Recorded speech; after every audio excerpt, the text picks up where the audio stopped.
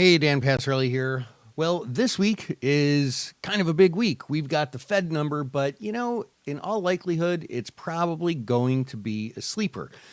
The CME Fed funds contract is pricing in a 90.1% of a 25 basis point hike with 9.1% of no change.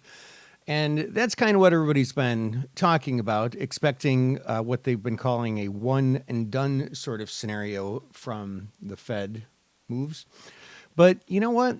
The interesting thing comes for the next Fed meeting, which is on June 14th, about 6 weeks from now. And that's where the real uncertainty kind of creeps in of what will the Fed do.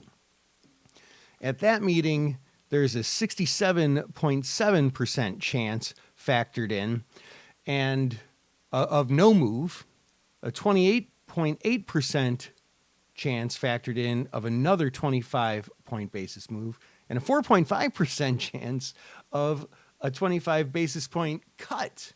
So that becomes a little bit interesting. We're seeing sort of a very different look at what's expected from the Fed from what we saw in the past. And a lot of that is reflected in the implied volatility. Look, so the implied volatility for tomorrow in the SPY is 11.3%. I mean, that is really, really low.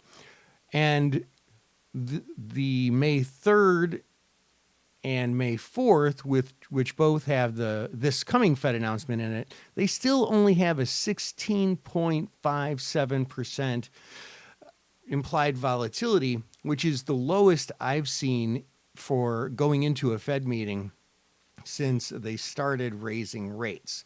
So I suspect that this number is going to be a bit of a sleeper, but then things are going to get interesting for and ahead of the next Fed announcement. This is Dan Passarelli. I hope that helps. Trade smart.